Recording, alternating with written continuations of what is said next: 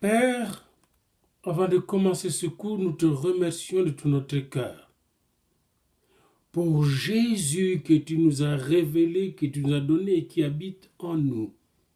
Jésus le puissant sauveur. Jésus le commandant de l'armée de l'Éternel qui a écrasé, vaincu le dragon et tous ses démons. Nous te remercions parce que Jésus ne s'est pas seulement contenté de détruire les œuvres du diable et d'anéantir le diable, mais il nous a donné aussi le pouvoir de marcher sur les serpents, les scorpions, sur toute la puissance de l'ennemi. Et un jour, en lui, nous allons écraser sa tête une fois pour toutes. Gloire et louange à toi qui nous a déjà révélé plusieurs fois combien la puissance qui est en nous est de loin plus forte et de loin supérieure à la puissance de l'ennemi. Nous mettons cette 6e leçon entre tes mains et nous allons la donner à tes serviteurs et tes enfants avec foi et puissance au nom de Jésus. Merci Père. Dans la leçon qui suit, cette leçon plutôt 6, nous allons aborder le sujet de l'amancie. L'amancie, c'est la divination, ou même plus généralement, la prétention de dévoiler des choses cachées dans le passé, le présent ou l'avenir d'un individu, de sa famille, de son foyer, de son entreprise, de sa nation, etc. Quelle est la différence entre la voyance et l'amancie? Dans la voyance, les visions relatives à des événements passés et futurs surprennent les visionnaires par leur apparition spontanée, sans aucune préparation ni disposition psychique particulière. La voyance est plus spontanée.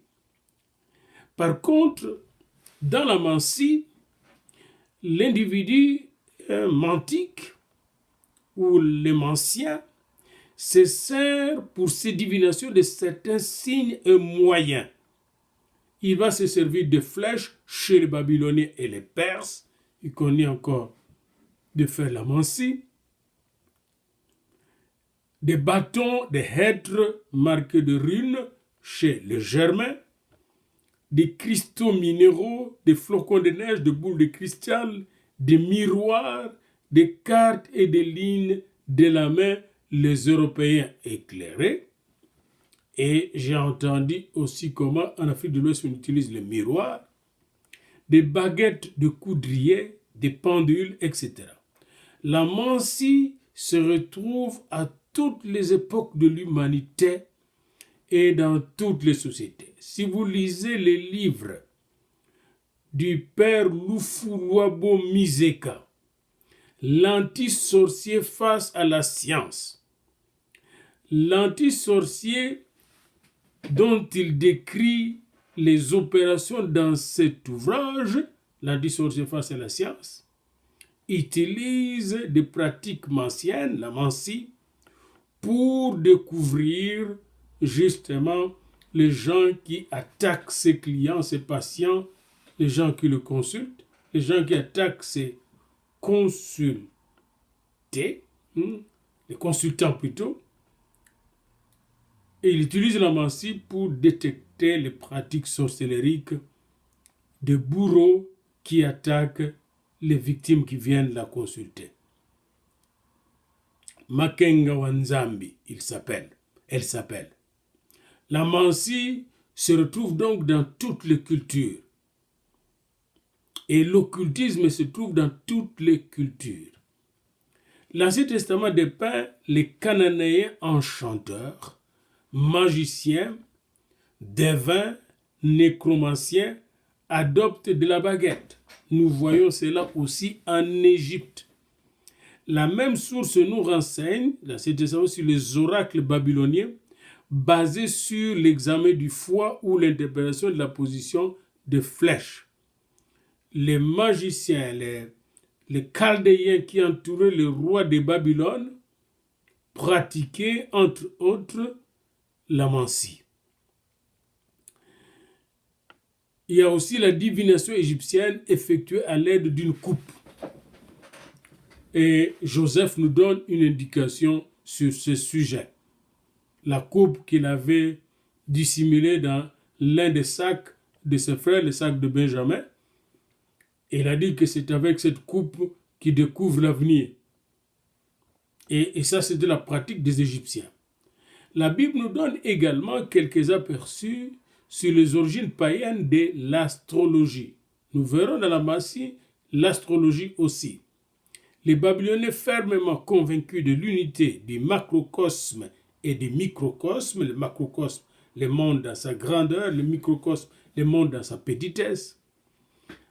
Les Babyloniens donc, convaincus de l'unité du macrocosme, du petit monde et du grand monde, enseignaient que la destinée de l'être humain est étroitement liée à la disposition des constellations au moment de sa naissance.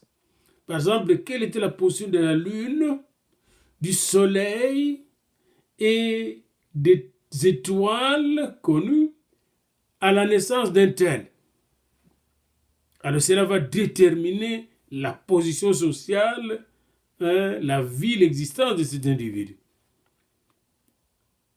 L'Ancien Testament se distance nettement d'une telle conception.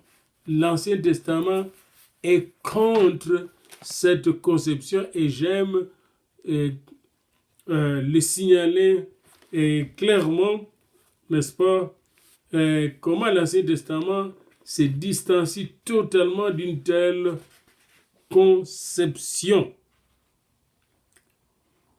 Dans Ésaïe 47, 13, 14, vous allez trouver la distance que prend l'Ancien Testament vis-à-vis de ces pratiques. Et dans Genèse 44, 5, on nous parle de la coupe de Joseph. L'apôtre Paul rencontre une devineresse à Philippe. Dans Actes 16, 16 à 18. Il a rencontré une devineresse à Philippe. Et cette devineresse pratiquait la divination pour un de ses patrons. Les Étrusques et les Romains avaient leur haruspice qui basait leur divination sur l'examen de bêtes sacrifiées. Les haruspices, c'étaient des personnages des Étrusques et des Romains qui basaient leur divination sur l'examen des bêtes sacrifiées.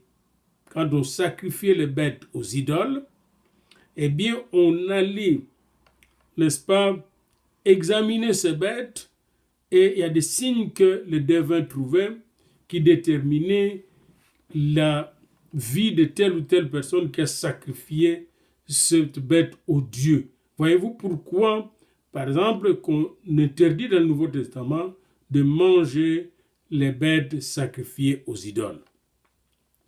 La confrérie des sourciers, manipulateurs de baguettes, est aussi établie à Rome. Rome était une forteresse de devins. On les nommait, et cette confrérie des sourciers, les équilèges. Jutournant, la nymphe des sources, était représentée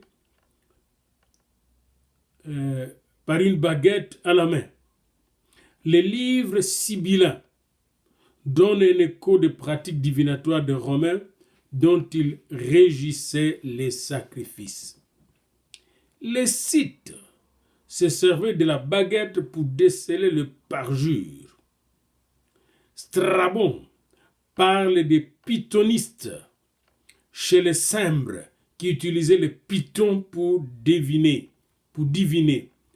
Les auteurs romains mentionnent les devineresses germaniques Velleda et Thorbjörg qui étaient des devineresses très puissantes chez les Germains. Les Germains pratiquaient en outre la rhinomancie à l'aide de bâtons gravés de runes, la runomancie, caractère de leur ancien alphabet. Et jusqu'à présent, les Allemands sont aussi très attachés à la divination et à l'occultisme, à la magie, que leurs ancêtres. Ils croient plus facilement à la divination, à la mancie, que à la Bible. La magie a été pratiquée dès la plus haute antiquité jusqu'à nos jours. Au cours des 2 derniers siècles, l'histoire des missions nous a fourni une importante documentation dans ces domaines. Partout, le christianisme s'est heurté à la magie païenne. Partout. En Afrique, c'était les sorciers guérisseurs. Au Tibet, les moines au bonnet rouge avec leurs pratiques occultes. Chez les Malais, les Pawans, chez les Pygmées de Malaisie, les Ponyang, en Chine, à côté des prêtres idolâtres, la confrérie encore plus puissante des géomantes qui pratiquent la géomancie, avec leur système de Feng Shui. Feng Shui. En Cimmérie orientale, les chamans, chez les Esquimaux, l'ange coq, chez les Peaux-Rouges, les prêtres et les sorciers de tribu, tout cela opposèrent une force de résistance au culte magique, à la pénétration de l'évangile. Et l'oppose encore aujourd'hui, même au Canada, les anciennes religions des Indiens, des autochtones, sont en train de récupérer même l'État canadien. C'est pour vous montrer combien leur résistance au catholicisme et au protestantisme qui était des christianismes superficiels, c'est-à-dire sans nouvelle naissance et sans baptême du Saint-Esprit, sans chrétiennes régénérés, eh bien, ces instances, ces institutions chrétiennes ne pouvaient rien faire contre les ruses du diable à travers des pratiques occultes culturellement ancrées dans les vieilles civilisations autochtones. Dans l'Europe civilisée, la mancie est solidement implantée. Dans l'Europe civilisée, s'il vous plaît.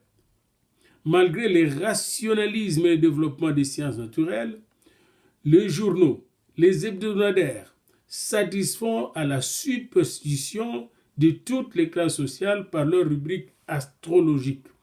Aucun journal populaire en Europe ne se vend sans une page astrologique. Les cartomanciennes, les diseuses de bonne aventure, ou les enchanteurs, les chiromanciennes, celles qui consultent les marques de café ou la boule de cristal, etc., font de bonnes affaires en Occident civilisé, aux États-Unis comme au Canada. Les adeptes du pendule se servent de photos pour révéler le sort des disparus. Même eux se posent la question quand quelqu'un est disparu brusquement. Comment ça? Qu'est-ce qui s'est passé? Alors on va consulter les adeptes du pendule. L'abandon de la foi en Dieu rend finalement l'homme esclave de la magie et des forces occultes. Et nous constatons que partout où on a abandonné la foi en Dieu, les gens sont allés vers les forces occultes. Nous avons vu ça chez des gens comme Karl Marx. Après avoir abandonné sa foi de son enfance, il est entré dans le satanisme.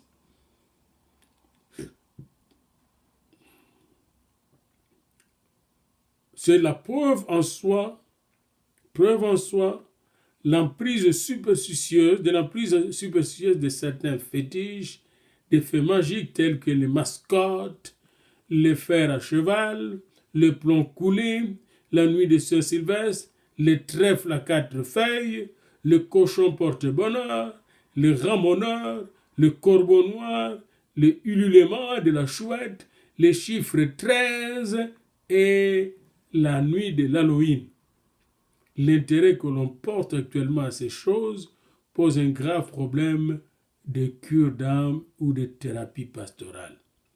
Le but de notre étude, basée sur l'ouvrage du docteur Koch, est de trouver le moyen de surmonter ces phénomènes, de vaincre ces phénomènes. Pour commencer, nous allons traiter d'abord de la cartomancie. Et petit à petit, je vous annonce de quelle mancie on peut. Maintenant, la cartomancie. Voici quelques exemples recueillis au cours du ministère de notre pasteur Koch pour illustrer les conséquences de la participation active ou passive à l'usage des cartes pour deviner l'avenir. Qu'est-ce que la cartomancie? C'est l'usage des cartes pour deviner ou diviner, pour diviner, c'est-à-dire pour deviner l'avenir. On utilise les cartes. Et c'est pourquoi on l'appelle la cartomancie. Notez ça bien. Qu'est-ce que la mancie? Qu'est-ce que la cartomancie? Vous avez déjà deux questions. Qu'est-ce que la mancie? Qu'est-ce que la cartomancie? C33, page 73-74, K33, C33. À l'occasion d'une semaine biblique, une jeune femme nous raconta l'expérience suivante. Elle avait grandi dans un foyer croyant. Mais à l'âge de 16 ans, elle alla en ville pour travailler comme aide ménagère. Un dimanche après-midi, elle fut emmenée par une amie chez une cartomancienne, une liseuse de l'avenir à travers les cartes. Les deux jeunes filles s'y trouvaient pour la première fois. Cette femme interrogea les cartes pour chacune d'elles et déclara à notre interlocutrice: « Dans 8 jours, votre père sera mort. » La jeune femme éclata de rire et dit: « Mon père est en parfaite santé, je ne vous crois pas. » Nota bene, la jeune femme éclata de rire, c'est-à-dire ne prit pas cette chose au sérieux, cette déclaration au sérieux. Elle rentra chez elle avec son amie. Le soir, comme elle le faisait depuis son enfance, elle prit la Bible pour faire son culte personnel et prier. Subitement, elle eut une sensation d'étouffement et de pression douloureuse à la gorge. Le diable vient pour étouffer, pour égorger. Elle fut incapable de lire et de prier. En même temps, elle crut entendre quelque chose qui s'agitait, volétait, tourbillonnait autour de son lit et dans toute sa chambre. Dans sa frayeur, elle n'osa pas éteindre la lumière. Ces étranges manifestations se répétèrent chaque soir. Le point culminant de l'affaire fut que 8 jours plus tard, elle reçut un télégramme l'appelant à l'ensevelissement de son père. Il avait été terrassé par un infarctus, une attaque de cœur, un infarctus, en plein travail et dans la force de l'âge. Bouleversée, elle rentra en hâte chez elle en disant que la cartomancienne avait eu raison malgré tout. Dès lors, son père lui apparut chaque nuit en rêve, lui reprochant de lui avoir fait du mal en consultant une cartomancienne. Et cela dura 6 mois jusqu'à ce que finalement il déclare: « Maintenant ça suffit ». Et à partir de ce moment-là, elle put de nouveau lire la Bible et prier. Autrement dit, la cartomancienne avait lancé un sort à son père à partir de sa fille. Et ce sort a réussi de tuer son père. Ne prenons pas ça au sérieux. Ne prenons pas ça comme... Ne considérons pas ce sort comme de l'amusement. Prenons cela au sérieux et cassons ces choses quand la personne directement nous détruisons ses paroles. Donnons tout d'abord la parole au médecin. Qu'est-ce que le médecin va dire à ce sujet? Il aura en fait peu de choses à signaler. La jeune fille était en parfaite santé et dans la famille, il n'y avait ni de dérangement mental, ni maladie nerveuse. Le psychiatre essaiera de faire passer ces apparitions pour des hallucinations, sans toutefois leur trouver une cause médicale. Cela ne nous avance en rien. Les psychologues traitant ce cas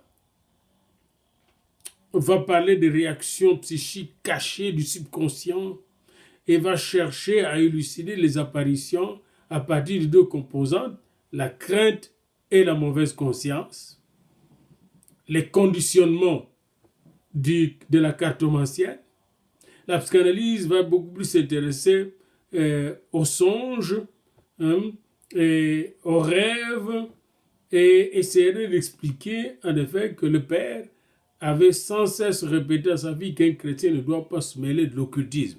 Alors c'est pourquoi la fille entend la voix de son père, parce que c'est la culpabilité qui parle, dirait la psychanalyse. C'est son inconscient coupable. Les parapsychologues est bien plus intéressés par la cartomancie elle-même que par ses conséquences psychiques. Donc, les parapsychologues vont se limiter au fait que la cartomancie a permis de prévoir, de deviner l'avenir, et un avenir très proche. Dans l'optique de la thérapie pastorale ou de la cure d'âme, le trouble psychique s'insère dans le cadre usuel, dans son psychisme comme dans ses sentiments religieux. Les chrétiens subissent les contre-coups des activités occultes. Les chrétiens, la femme chrétienne s'était retrouvée sur un terrain de l'ennemi et ne prenait pas au sérieux les attaques de l'ennemi. Nous savons que nous n'avons pas lutté contre la chair ni le sang. Ephésiens 6, 10 à 18. Au lieu de se fortifier dans le Seigneur, cette fille s'est amusée à écouter les divinations de la cartomancienne. Et ces divinations ont eu gain de cause. D'où la nécessité d'avoir toujours notre armure, d'être vigilant, de veiller et de prier. Le fait que cette fille n'était pas capable de prier jusqu'à la mort de son père démontre clairement qu'elle était étouffée par des démons. C34. K34. Au début de la guerre, une jeune fille voulut savoir si son fiancé reviendrait du front. Elle se rendit chez une cartomancienne qui lui dit que son souhait serait exaucé. Effectivement, le jeune homme revint sain et sauf. Mais depuis sa visite chez la devineresse, la cartomancienne, la fiancée tomba dans un état dépressif proche du suicide. Après le retour de son fiancé, elle s'ouvrit un jour les artères radiales et les veines cubitales. Heureusement, elle put être sauvée. Sous l'angle médical, l'enquête ne relève rien de particulier. La jeune fille appartient à une famille saine et croyante. Sur les plans parapsychologiques, rien de spécial non plus. Mais dans le cadre de la cure d'âme, de la thérapie pastorale, nous retrouvons les traces typiques de l'emprise occulte et de ses conséquences. Le fait d'aller consulter la cartomancienne pour savoir l'avenir de son fiancé a amené cette fille à être possédée par des esprits qui la rendaient dépressive et suicidaire. Cas numéro 35. Nous vous donnons juste des cas comme ça pour voir les conséquences. Et ça vous permet de voir l'anamnèse occulte. Comment l'historique de l'occultisme montre clairement le rapport entre la pratique de la cartomancie ici et les problèmes mentaux. Cas numéro 35, c'est 35, page 315, une jeune femme dont le mari avait été porté disparu au front s'est rendue chez une devineresse pour savoir s'il vivait encore pendant la Deuxième Guerre mondiale. Celle-ci lui déclara « Votre mari est mort ». 3 mois plus tard, elle se rendit à nouveau chez une cartomancienne pour être tirée de son incertitude. La réponse fut une fois encore « Votre mari ne reviendra pas ». Désespérée, elle retourna chez elle, écrivit une lettre et s'asphyxia avec ses 2 enfants. Le lendemain même, l'homme rentra de Russie pour trouver les 3 cadavres de ses bien-aimés. Cet exemple bouleversant de l'après-guerre démontre d'une part le peu de crédit qu'il convient d'accorder à la cartomancie, parce que c'est l'esprit de mensonge qu'il utilise, et d'autre part, l'urgente nécessité qu'il y aurait à interdire légalement cette sinistre activité. Savez-vous que dans la parole de Dieu, la cartomancie et toutes les mancies étaient formellement interdites par la loi mosaïque, qui était une loi d'État, inspirée de Dieu évidemment. Sur le plan de la culte d'âme, la malédiction liée aux pratiques occultes est une fois de plus évidente. La jeune femme n'a pas trouvé chez la cartomancienne un renseignement exact, mais elle y a puisé la détermination de commettre un triple crime. Et nous entendons de plus en plus de crimes comme ça, de familles entières se tuent ici au Canada et aux États-Unis. Je suspecte qu'une activité occulte est derrière ces suicides collectifs. Comme il n'y a pas longtemps, dernièrement, c'est une Américaine qui a tué sa propre sœur et les enfants de sa sœur, au vu et au su de tout le monde. Cas numéro 36, pages 75 et 76. Après des exemples de participation passive à des pratiques occultes, voici un cas d'exercice actif de la chiromancie. Nous avons parlé de cartomancie, maintenant la chiromancie. La lecture des lignes de main, c'est la chiromancie. Vous voyez, c'est bien quand même, vous le passez pour faire la différence. La cartomancie, c'est la lecture de l'avenir à travers les cartes. Tandis que la chiromancie ou la chiromancie consiste à lire l'avenir à travers les lignes de main. En 60, dans les 60, il y avait tous les liseurs de main à Kinshasa, au grand marché, avec un œil. Là. Un homme a donné à cette sorte de divination et à la cartomancie devait si déprimer qu'un jour, il se jeta sous un train. Sa femme et sa fille, auxquelles il tirait souvent les cartes, sont elles aussi atteintes de neurasthénie. Sa femme et toute sa famille, ses enfants, étaient elles aussi atteints de quoi? De neurasthénie. Alors c'est très important de comprendre ce qu'on a. Vous devez faire la différence entre la cartomancie et la chiromancie. Qu'est-ce que la cartomancie? Qu'est-ce que la chiromancie? Et aussi, vous devez connaître ce qu'est la neurasthénie. Qu'est-ce que la neurasthénie? Les synonymes de la neurasthénie. La neurasthénie, c'est un état pathologique caractérisé par une souffrance morale intense associée à une grande fatigue physique, une grande tristesse, dépression profonde, même dans tout le corps est fatigué, vous n'avez pas envie de... C'est ça la neurasthénie. Alors c'est très important quand vous voyez quelqu'un qui a une grande fatigue physique, mais en même temps qui est déprimé, découragé, triste, il souffre de la neurasthénie. Alors, vous avez une définition de plus. Un cas tiré de lecture du cours de Courtecoq est 7, page 76. Une jeune fille de 18 ans se fit dire la bonne aventure dans une affaire d'amour. La devineresse lui dit qu'elle ne dépasserait pas 20 ans. 2 années durant, elle vécut dans la peur d'une mort prématurée. À l'approche de son 20e anniversaire, sa tension nerveuse s'accrut terriblement. Les termes fixés par la voyante se passaient sans incident, mais la jeune fille n'avait pas pu supporter l'épreuve psychique.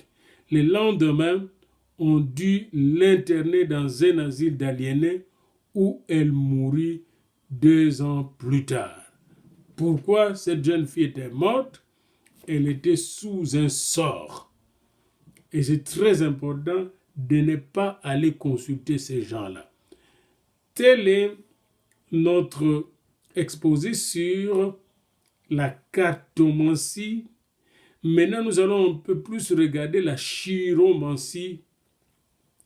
Les Romains disaient ex ungue leonem. Ex ungue leonem. À la griffe, tu reconnais le lion. Ex ungue leonem. À la griffe, tu connais le lion. On reconnaît le lion par les griffes. Cette pensée est le point de départ de la chiromancie et de la graphologie. La graphologie dit à sa manière, le graphologue, il dit à sa manière à l'écriture, on reconnaît l'homme. On va regarder ces écritures, on va deviner qui tu es, qu'est-ce que tu étais dans le passé, qu'est-ce que tu es dans le présent et qu'est-ce que tu vas devenir dans l'avenir. Vous avez donc, dans la chiromancie, vous avez aussi la graphologie, l'étude divinatoire par la graphie, c'est-à-dire par l'écriture. La chiromancie est un art divinatoire de lecture dans la main, et celle-ci est divisée en zones et en lignes, notre main. Et il y a le monde de la Lune, la ceinture de Vénus, la plaine de Mars, des zones réservées à l'intellect, au bonheur, au succès, à la réputation, à l'imagination, à la volonté, à la sensualité. Il y a beaucoup de choses qu'ils ont mis là pour lire ces mains-là. Un des amis du docteur Koch, marchand d'objets d'art, lui a confié l'expérience suivante. Après conclusion d'une affaire, il se rendait de Suisse à Milan pour y livrer des diamants d'une valeur de 70 000 francs accompagné de son client. Celui-ci devait conduire à servir d'intermédiaire. Après 2 jours passés à Milan, cet homme voulut absolument convaincre le marchand d'aller encore à Venise sous prétexte que l'acheteur y séjournait. Mon ami, poussé par un sentiment indéfinissable, refusa d'entreprendre ce voyage. Le lendemain, les diamants avaient disparu. Il prévint aussitôt la police et consulta en outre une voyante qui lisait dans la main et tirait les cartes. Ça veut dire, cette voyante était chiromancienne et cartomancienne. Elle lui révéla que la veille, il aurait dû être assassiné dans une ville où se trouve beaucoup d'eau. Elle ajoutait que le jour même, il récupérerait ses diamants cachés sous une charrette à la place de la cathédrale, qu'il les fasse chercher sur le champ, car le lendemain ce serait trop tard. Là-dessus, notre marchand retourna à l'hôtel où 2 détectives le rejoignirent pour essayer d'élucider l'affaire. Appelé par téléphone, le fameux client se présentant là tard le soir, il fut appréhendé séance tenante et reconnut sa complicité dans l'affaire du diamant. Cette même nuit, avec le concours du voleur, les diamants furent tirés de leur étrange cachette. Ils se trouvaient exactement à l'endroit signalé par la chiromancienne. Au cours du procès, on apprit que le client douteux appartenait à une bande internationale de contrebandiers qui avait envisagé, semble-t-il, outre le vol des diamants, la suppression des riches marchands à Venise. Au cours d'une promenade nocturne à gondole, un coup sur le crâne aurait suffi pour l'assommer puis le faire disparaître dans l'eau. Tel est le récit exact et des premières mains d'un événement survenu en 1935. Mais le contact avec la cartomancienne avait eu d'autres suites. L'homme a retrouvé le diamant, mais regardons maintenant le contact avec la cartomancienne. Durant plusieurs semaines, le marchand fut tourmenté par des songes étranges. Au moment de s'endormir, il voyait toujours un chien menaçant qui voulait le saisir à la gorge et provoquer une sensation d'oppression sur sa poitrine. Ensuite, c'était une pierre qui volait à travers la pièce. Elle avait d'abord l'aspect d'une tête de serpent, puis se muait en une face au rictus diabolique, venant droit sur lui. Après un certain temps, ces cauchemars cessèrent. 5 ans plus tard, la vie chrétienne commença à l'intéresser. Il s'est mis à prier et à lire la Bible, mais à ce moment, il eut à subir de nouvelles attaques. Chaque fois qu'il voulait se recueillir, il sentait derrière lui une présence sinistre qui l'empêchait de s'adresser à Dieu. Cette lutte dura longtemps et finalement, le marchand reprit la vie mondaine. Quelques années s'écoulèrent, puis le marchand se rapprocha vraiment de Christ. Au cours d'une campagne d'évangélisation, il eut plusieurs entretiens de cure d'âme et prit la résolution de suivre le Seigneur. Même à ce moment-là, il dut surmonter toutes sortes de troubles et de résistances psychiques. Maintenant, tout permet de croire que notre marchand persévérera dans cette bonne voie, car il en parle ouvertement à ses amis. Il a autorisé expressement cette relation lui-même, et devenu chrétien, il était délivré de cette possession. Alors, vous voyez, sur le plan médical, on a très peu d'explications. Les psychologues vont parler de post-traumatique, du traumatisme qu'il a eu qui s'est répercuté dans sa vie. Les parapsychologues vont beaucoup plus mettre l'accent sur la chiromancie qui a permis qu'on puisse découvrir les diamants. Mais du point de vue de la cure d'âme, les cas présentés, une fois de plus, montrent les séquelles typiques d'une participation à des pratiques occultes, comme partout. Celui qui participe aux pratiques occultes, eh bien, il va payer les conséquences, à moins de venir au Seigneur pour être délivré. Et vous êtes là justement pour briser les liens dans lesquels les gens qui ont pratiqué l'occulte et qui vous consultent se trouvent. Cas 38, page 80 à 81. Le comptable d'une coopérative avait retiré de la caisse centrale une somme de 240 000 francs, représentant la paye de planteurs de tabac de 2 localités. L'argent resta chez lui une nuit seulement et fut volé. Désespéré, il aurait dû répondre de la somme avec ses biens personnels. On lui conseille de recourir à 2 voyants. À partir de la caissette vide, ils essayèrent d'identifier le voleur par des moyens psychométriques. Le premier essai ne fut pas tout à fait concluant. Ils répétèrent l'expérience à la pleine lune. Au clair de lune, ils entrèrent en transe médiumnique et donnèrent des indications si précises que la police put arrêter immédiatement le voleur. La somme volée fut récupérée presque intégralement. Mais quelques années plus tard, les caissiers déclarèrent confidentiellement qu'ils ne recommenceraient plus jamais une telle opération de consultation occulte. Il en avait subi des atteintes psychiques si effroyables qu'il préférerait, les cas échéants, perdre toute sa fortune qu'aller consulter ces gens-là. Alors ça, c'est le cas de la chiromancie. Voyons maintenant la situation, le phénomène plutôt de l'astrologie. Et de nos jours, on distingue 2 formes d'astrologie. L'astrologie proprement dite et l'horoscopie zodiacale ou pronostic astrologique. L'horoscope, c'est de l'astrologie, mais c'est l'astrologie qui est, pour ainsi dire, zodiacale, basée sur le signe zodiaque.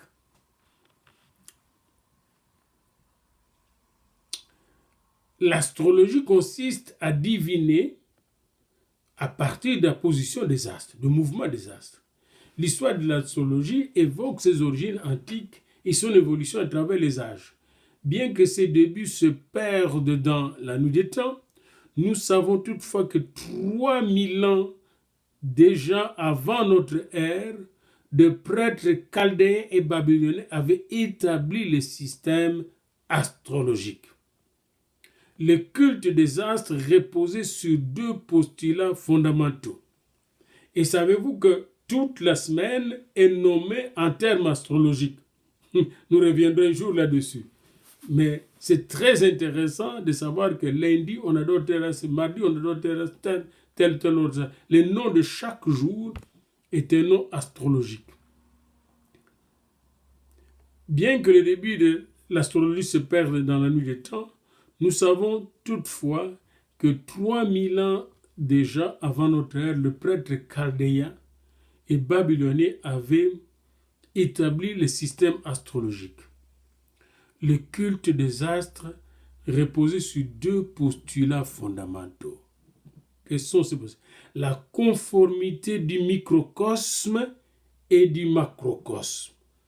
Il y a un rapport entre le microcosme et le macrocosme. C'est-à-dire, il y a un rapport entre, par exemple, un grain de sable et tout l'univers. Le macrocosme, c'est tout l'univers visible et invisible. Il y a un rapport entre un individu et la position de l'univers. Et sa position dans l'univers, plutôt. Donc, un rapport entre cet individu et l'univers. Or ici, c'est la première donnée, le premier postulat fondamental. Le deuxième, c'est l'assimilation des étoiles à des divinités agissantes. En astrologie, chaque étoile, c'est une divinité agissante.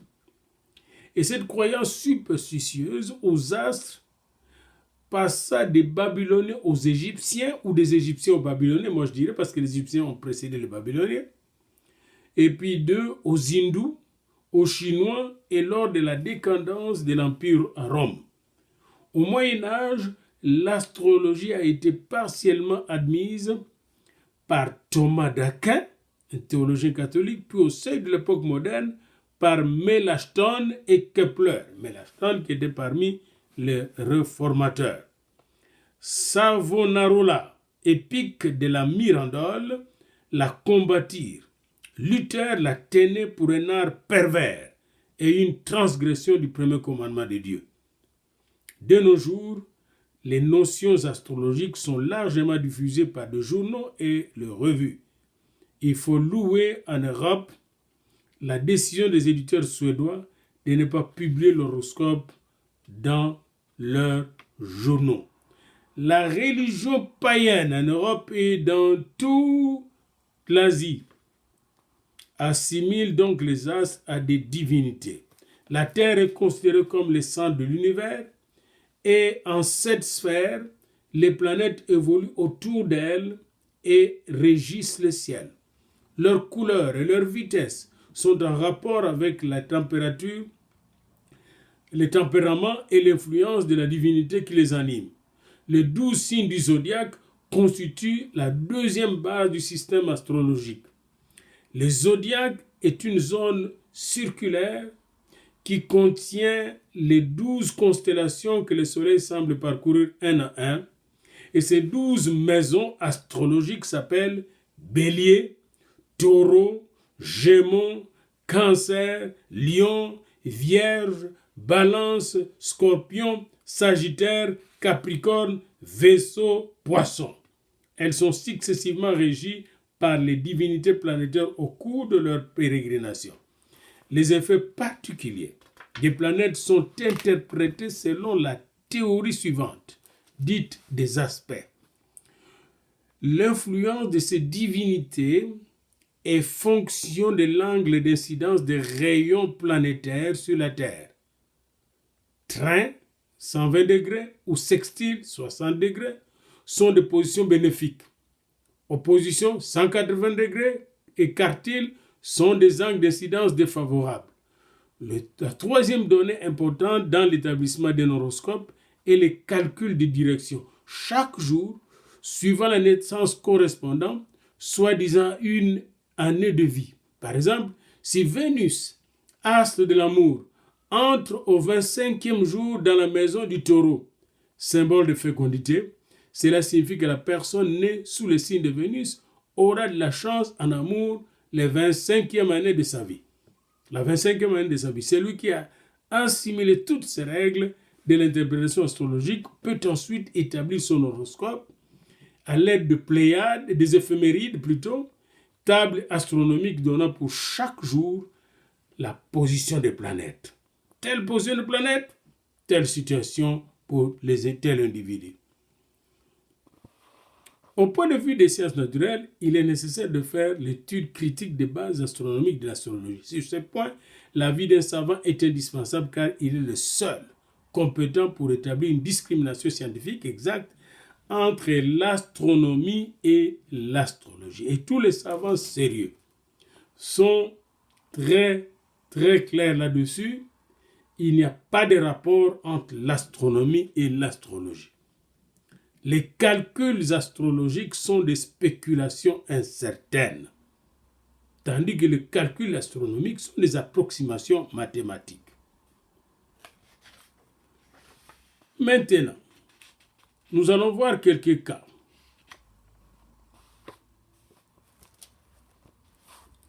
Et ces cas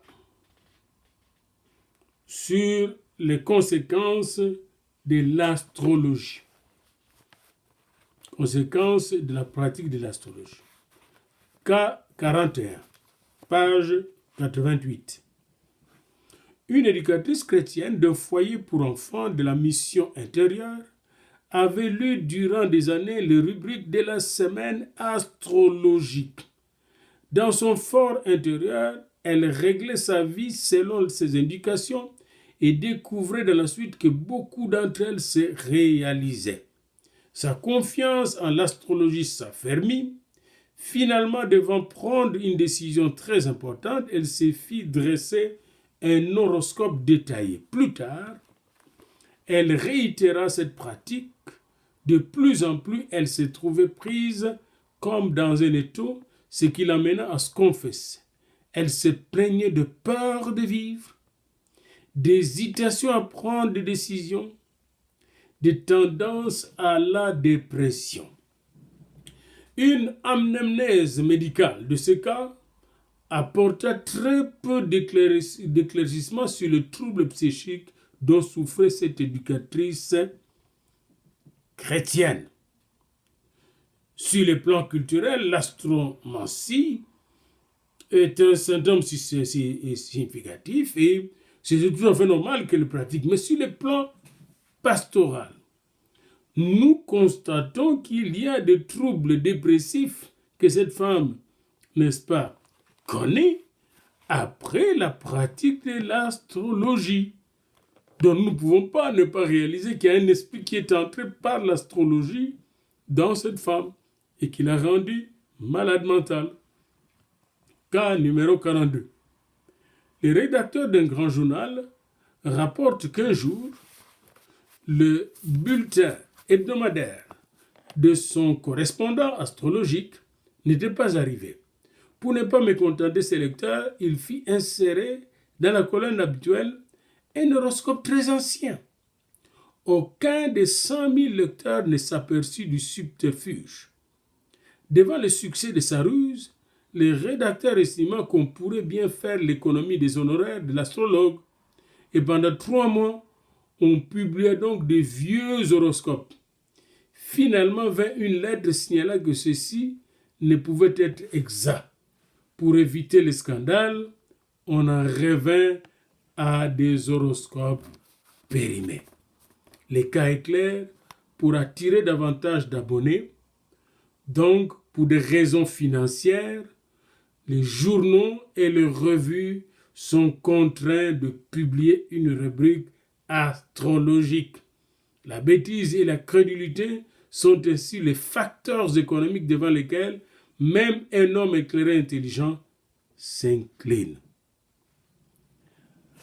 Enfin, après avoir vu la cartomancie, la chiromancie, que vous devez deviner qu'est-ce que la cartomancie, qu'est-ce que la chiromancie, et l'astrologie, nous allons terminer cette leçon par la baguette et le pendule. Dans l'introduction à l'étude de la divination, nous avons déjà signalé que l'emploi de la baguette ou du pendule remonte de l'Antiquité. C'est l'empereur chinois Yu de la dynastie des Xia, 2205 avant Jésus-Christ, qui a transmis l'usage de la baguette magique. Israël courut le danger d'adopter la rhabdomancie des Cananéens, et certains confondent la canne de Moïse et le bâton d'Aaron à la baguette magique, ce qui n'est pas du tout vrai.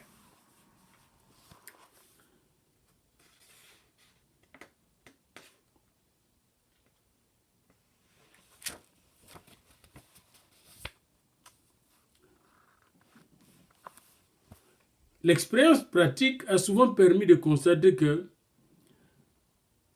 quand on utilise la baguette magique en cherchant des zones de perturbation signalées par les appareils de mesure qui provoquent de fortes réactions chez les radiesthésistes sensibles, on constate que l'hypothèse selon laquelle les radiations telluriques, terme impropre, provoqueraient la réaction de la baguette ou du pendule semble ainsi confirmée.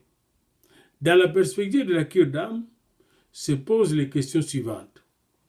La baguette et le pendule donnent-ils des résultats sûrs dans l'exploration de la formation physique du sol? Les gens peuvent même utiliser la baguette magique et le pendule pour voir où se trouve de l'or. Comment la radiesthésie sensible perçoit-il l'influence de la zone de perturbation physique? S'agit-il d'un don naturel ou d'une aptitude médiumnique? Peut-on constater les troubles psychiques chez les manipulateurs de la baguette ou du pendule, ou chez les personnes qui le consultent? Pour traiter ces problèmes, nous allons puiser quelques exemples dans l'abondante documentation qu'a donné le professeur, le docteur Koutkock. Cas numéro 43. Dans un village, les maires, que je connais bien, nous dit Koutkock, voulaient faire creuser un nouveau puits. À titre d'expert, on consultait un professeur d'université, directeur d'un institut géologique.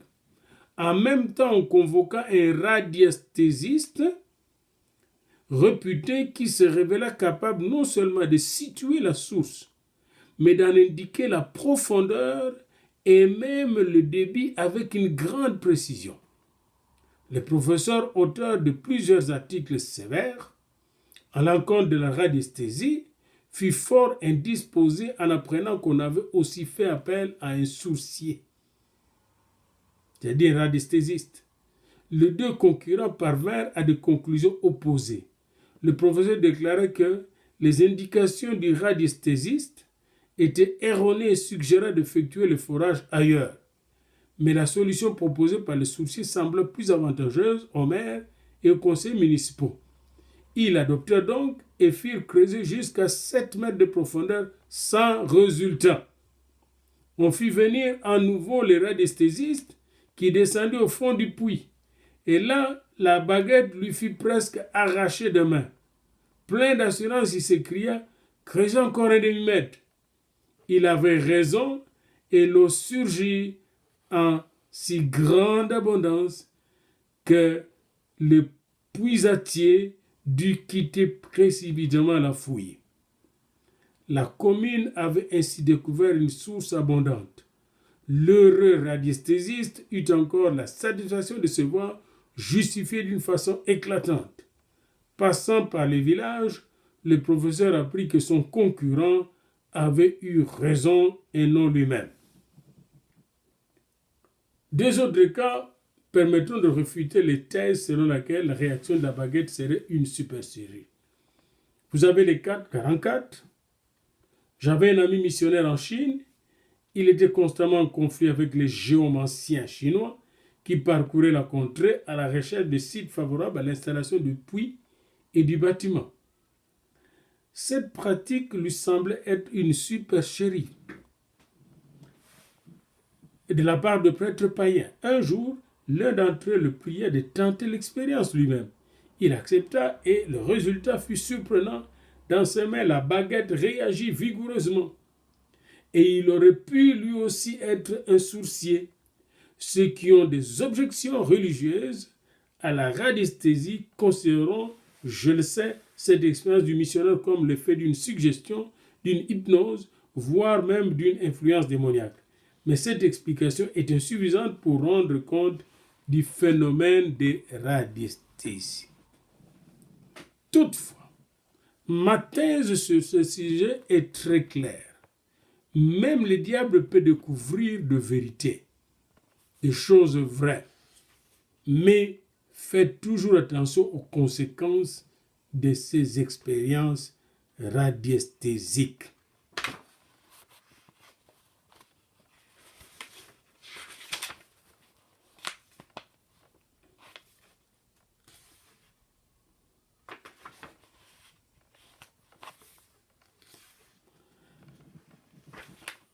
Nous allons terminer sur la mancie, ce chapitre sur la mancie, cette leçon sur la mancie, sur cette conclusion du docteur Koch. Il dit, ainsi nous venons d'examiner quelques-uns des domaines et des problèmes principaux de la divination. Bien des aspects particuliers n'ont pu être abordés dans une étude aussi sommaire et rapide. D'après Schwediman, les catalogues complets des mancies comporteraient l'artimomancie, divination par les chiffres, et cela existe beaucoup chez les juifs, avec tous les jours là, l'artimomancie, la cafémancie, l'utilisation des marques de café, l'horoscopie astrologique, la catoptromancie, utilisation de miroirs, catoptromancie, la cristallomancie, divination à l'aide de cristaux, cristallomancie, la cybomancie, le jet de dés, la géomancie, le procédé divinatoire consistant à jeter de la terre sur une sable et à étudier les figures ainsi formées, et cela est très développé surtout chez les Yoruba. L'oniromancie, c'est-à-dire la divination par l'onirique, les songes, la pyromancie, la divination par le feu, la sélénomancie, la divination par la lune, la solmancie, la divination par le soleil, la téphramancie, l'examen des cendres, la molybdomancie, c'est-à-dire la coulée de plomb, l'aruspice, la divination par l'examen de foie d'un animal. Il y a donc plusieurs formes de divination et de support divinatoire. Les solides fondements du travail de cure d'âme résident dans la certitude que ceux qui pratiquent toute forme de mancie risquent d'avoir de conséquences psychiques graves et d'être possédés par les esprits. Et Christ nous a délivrés de cette kyrielle de pratiques occultes et diaboliques. En Christ, je puis tout par celui qui me fortifie. Je n'ai pas besoin de la mancie pour connaître mon passé, mon présent et mon avenir. Le Saint-Esprit est là pour m'éclairer, me diriger et m'inspirer. Vous répondrez donc aux questions suivantes. Qu'est-ce que la mancie? Qu'est-ce que la... Donc quand vous allez voir qu'est-ce que la mancie, qu'est-ce que la chiromancie, qu'est-ce que l'astrologie, et vous répondrez à toutes ces questions-là, n'est-ce pas, pour bien connaître votre domaine que vous avez exploré ensemble avec nous. Qu'est-ce que la mancie? Qu'est-ce que la chiromancie? Deuxième question. Qu'est-ce que la mancie? Première question. Qu'est-ce que la chiromancie? Qu'est-ce que l'astrologie? Qu'est-ce que la baguette et la pendule? Quelle sorte de mancie? Voilà donc les questions que vous allez traiter à la fin. Et ainsi, nous avons terminé notre 6e leçon.